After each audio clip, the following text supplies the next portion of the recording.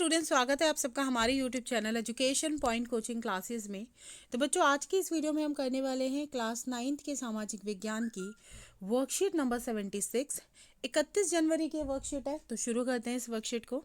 बच्चों, आज की वर्कशीट में भी हम चुनावी राजनीति पार्ट को ही करने वाले हैं, जिसमें कि आज हम 3 पॉइंट्स पढ़ेंगे, जिससे कि ये तय होगा कि जो भारत में चुनाव होते हैं वो लोकतांत्रिक है। तो सबसे पहले तो स्वतंत्र चुनाव आयोग, यानी कि भारत में चुनाव कंडक्ट कराना, पूरा ऑर्गेनाइज्ड कराना, ये सारा काम किसी सरकार, किसी राज्य सरकार, किसी केंद्र सरकार या किसी विधायिका या कार्यपालिका के पास नहीं है, बल्कि इसके लिए एक अलग से आयोग बनाया गया है, चुनाव आयोग, जो किसी भी सरकार के लिए आंसरेबल नहीं है, उत्तरदायी नहीं है। इसका अस्तित्व अपने आप में ही अलग है और यही है जो सारे इलेक्शन को ऑर्गेनाइज कराता है। तो हमारे देश में चुनाव एक स्वतंत्र और बहुत शक्तिशाली चुनाव आयोग द्वारा कराया जाता है। उसे उसी तरह से स्वतंत्रता प्राप्त है जैसे कि न्यायपालिका को। मैंने आपको पहले ही बोल दिया, ये किसी के अंडर नहीं है, ये बिल्कुल स्वतंत्र है। मुख्य चुनाव आयुक्त की नियुक्ति भारत के राष्ट्रपति द्वारा होती है, यानी कि जो इसका हेड ऑफ जो चुनाव आयोग होता है उसकी जो नियुक्ति होगी वो राष्ट्रपति करेगा। चुनाव की घोषणा से लेकर परिणामों की घोषणा तक चुनाव के संचालन और नियंत्रण के हर एक पहलू, छोटे से छोटा काम चुनाव का जो होता है वो चुनाव आयोग करता है। अगर इसके साथ साथ वो रूल्स भी बनाता है, आचार संहिता, और अगर इसका कोई भी व्यक्ति, कोई उम्मीदवार अगर इसका उल्लंघन करता है तो उसको दंडित भी किया जाता है। तो सबसे पहला तो हो गया ये। दूसरा, अगर हम बात करें तो वो है भागीदारी। चुनाव में लोगों की भागीदारी को आमतौर पर मतदान के आंकड़ों से मापा जाता है, और मतदान उन मतदाताओं के प्रतिशत को दर्शाता है जिन्होंने वास्तव में वोट डाला है। देखो, कभी भी 100% इलेक्शन में लोग वोट डालने नहीं जाते, पता नहीं क्यों नहीं जाते।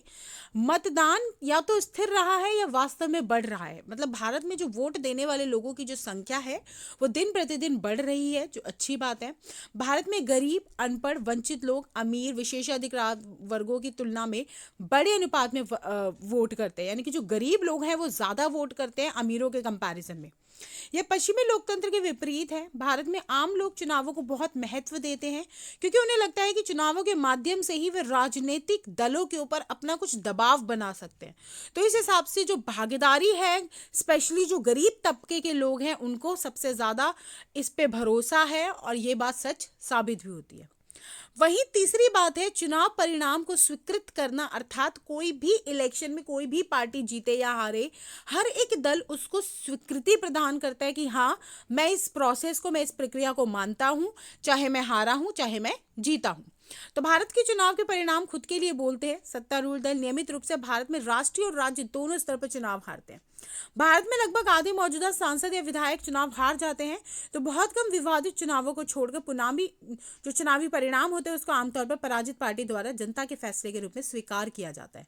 भारत में ऐसा नहीं हुआ कि कभी भी कोई पार्टी हारी ना हो, कभी भी कोई पार्टी का नेता हारा ना हो। तो ये अपने आप में ये बताता है कि यस, भारत में जो इलेक्शन होते हैं वो लोकतांत्रिक होते हैं। वहीं अगर बात करें कि स्वतंत्र और निष्पक्ष चुनाव के सामने, मैं ये नहीं कहती कि कमियां नहीं है, जी हाँ, कुछ कमियां हैं। सबसे बड़ी कमी तो है जो धन का प्रयोग है। आज भी भारत में कई जगहों पे धन के बेसिस पे, पैसों के लालच में वोट्स खरीदे जाते हैं। तो इस चुनौती को समाप्त करने की आवश्यकता है। दूसरा, आपराधिक प्रवृत्ति के जो लोग हैं, जो डरा धमका के टिकट्स ले लेते हैं या जिस भी कारण, अपने दबदबे के कारण उनको टिकट्स मिल जाता है, वो भी खत्म किया जाना चाहिए। ढंग के विकल्प की कमी है हमारे पास कि हम एग्जैक्टली किसको वोट दे, चॉइस, लैक ऑफ चॉइस है हमारे पास, उसकी जो प्रॉब्लम है उसको सॉल्व किया जाना चाहिए। टिकट बांटने के लिए संबंध वरीयता, यानी कि जनरली जो एक पार्टी है वो अपने क्लोजर वन को, अपने समीप जो उनका होता है, उनके परिवार का व्यक्ति या उनका जानकार, उनको मतलब इम्पोर्टेंस देता है, अपने परिवार के लोगों को ज़्यादा इम्पोर्टेंस देता है टिकट देने के लिए। तो ये वरीयता खत्म होनी चाहिए। बड़ी पार्टियों की तुलना में छोटे दलों, निर्दलीय उम्मीदवारों को कई समस्याओं का सामना भी करना पड़ता है। तो ये सारी समस्याएं हैं जिसको सॉल्व करने की जरूरत है। वर्कशीट के प्रश्नोत्तर की बात करें तो सबसे पहले चुनाव आयोग की क्या भूमिका रही है, तो ये बेटा सारा पॉइंट्स आपके जाने वाले हैं। यानी कि इलेक्शन की डेट अनाउंस होने तक से लेकर रिजल्ट अनाउंस करने तक का जो सारा काम होता है वो चुनाव आयोग का होता है। ये स्वतंत्र अस्तित्व में रहता है, और साथ ही साथ ये किसी भी पार्टी और व्यक्ति जो उम्मीदवार है उसको पनिश यानी कि दंडित कर सकता है। प्रश्न दूसरा, आप क्यों सोचते हैं कि लोगों को चुनाव प्रक्रिया में सक्रिय भाग लेना चाहिए?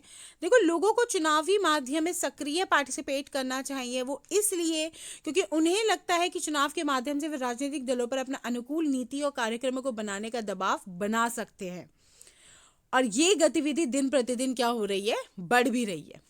प्रश्न तीसरा, स्वतंत्र और निष्पक्ष चुनाव की क्या चुनौतियां हैं? तो बेटा ये सारे ही पॉइंट्स हैं जो हमारे इसमें जाने वाले हैं।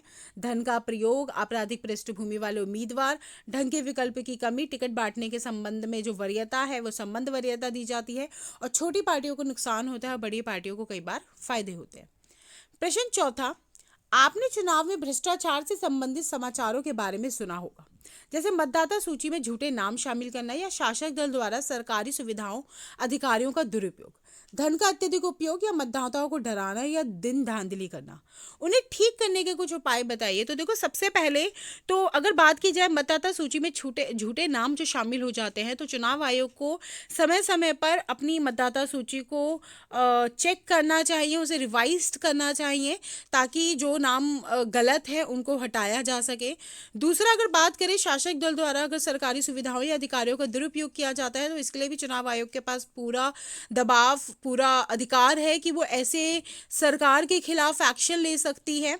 धन का अत्यधिक उपयोग या मतदाताओं को डराने के अगर केस में बात करें, तो इसके लिए ऑलरेडी एक प्रोविजन लाया गया है कि जो भी चुनावी खर्चा हो रहा है उसको सरकार द्वारा उठाया जाए। अगर ऐसा कदम उठा लिया जाता है तो निश्चित ही जो पैसों का अत्यधिक प्रयोग हो रहा है उस पर हम कमी कर सकते हैं, उसको हम रोक सकते हैं।